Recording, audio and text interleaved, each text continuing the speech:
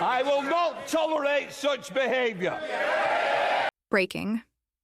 Westminster has just detonated Keir Starmer's political career. It didn't merely end tonight. It was publicly dismantled by his own party. A vote of no confidence. A rebellion from within. And the cause? A Brexit betrayal so volatile it has torn Labour apart at the seams.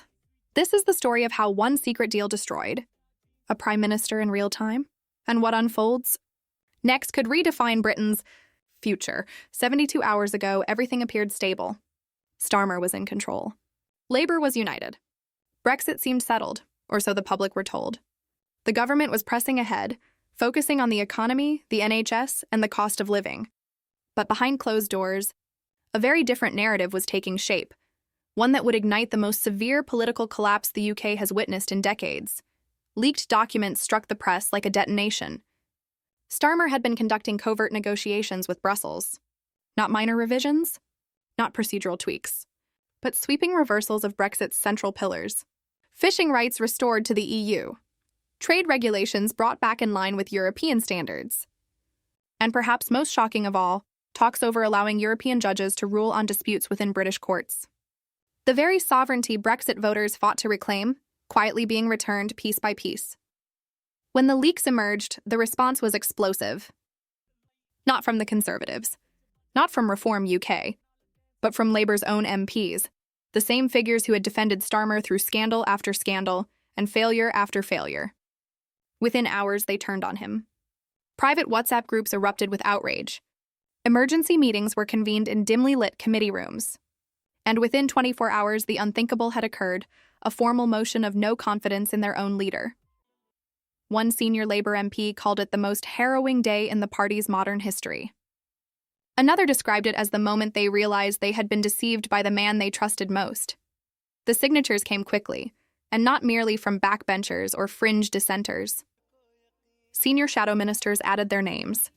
Veterans who had served under Blair and Brown signed. Even MPs whom Starmer had personally promoted to senior roles turned against him. This wasn't a minor revolt. It was a full-scale mutiny, driven by one unforgivable act: betrayal. Inside Westminster, the atmosphere grew toxic. Sources described scenes of complete disorder, shouting matches in committee rooms echoing through marble corridors, doors slammed so hard they rattled the walls. MPs who once sat shoulder to shoulder now refused even to exchange glances. One aide recalled passing a group of senior Labour figures and hearing one mutter, "He's finished. We're not going down with him." Another insider described it as the party turning its weapon on itself, with everyone's finger on the trigger at once. The uprising wasn't coordinated by any single faction. It was political combustion. MPs from every corner of the party, left, center, Blairite, Corbynite, united in outrage. The motion gathered pace like an avalanche. By the time Starmer's inner circle grasped the scale of the threat, it was already too late to contain. As Westminster descended into political civil war, the British public watched on in disbelief and anger. Across the country, frustration was tangible. In Sunderland, Hartlepool, Grimsby, the northern towns that turned Labour red again in 2024 on one clear promise, that Brexit would be safeguarded, voters felt betrayed. These weren't distant policy arguments. These were communities that had voted to leave the EU, seen their local Labour MPs vow to uphold that decision, and now felt deceived at the deepest level. A fisherman in Grimsby, his voice trembling with anger, told reporters, "We voted to take our country back in 2016. We trusted Labour to defend that, and now look, they've tried to hand it away again. We won't forget this, ever." His words became the rallying cry of a growing movement. Within hours, social media erupted.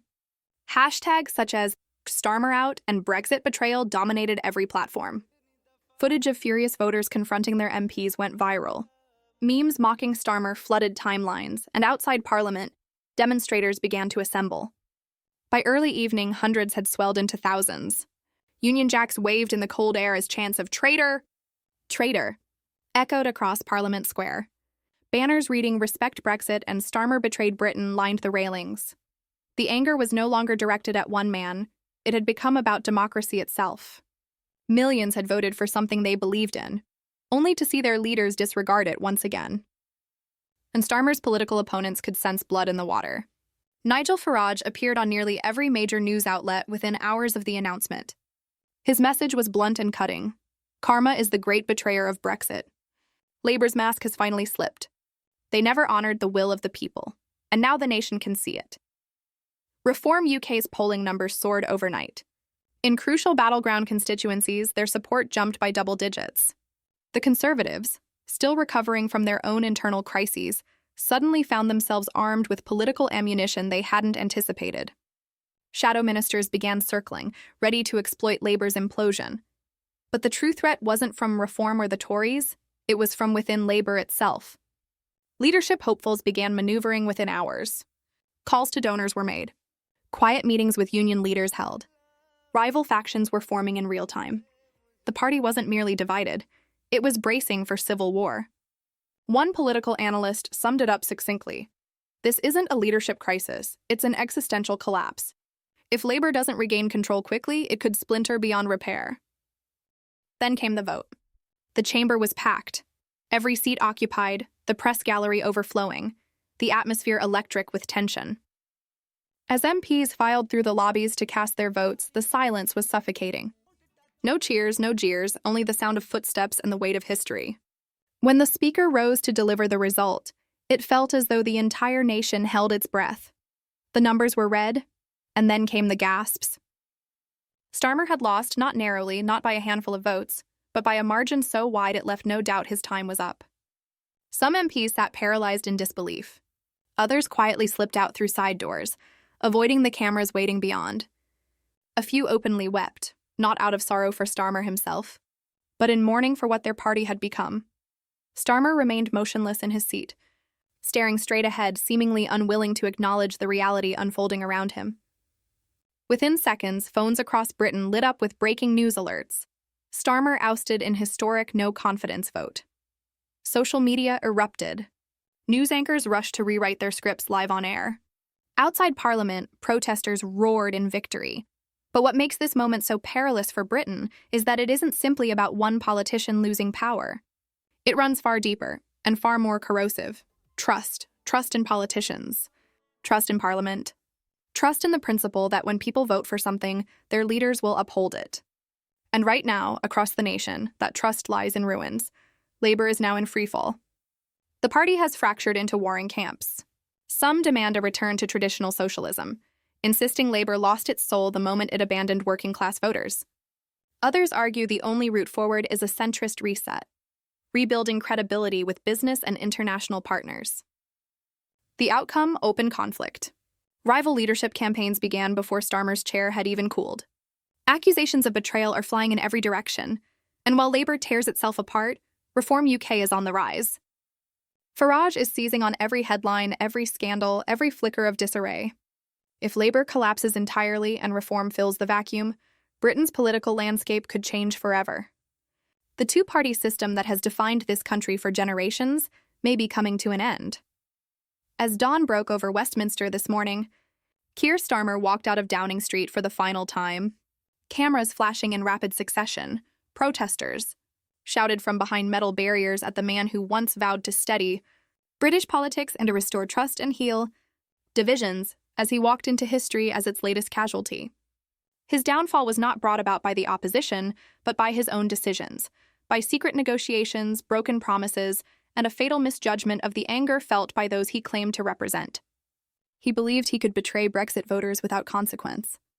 He was disastrously mistaken, and now one haunting question looms over Britain. If Brexit can topple yet another political heavyweight, who will be the next to fall? This story is far from over. Labour's leadership contest is on the brink of erupting into the fiercest internal struggle in the party's history. Reform UK is climbing rapidly in the polls. The Conservatives are preparing to strike.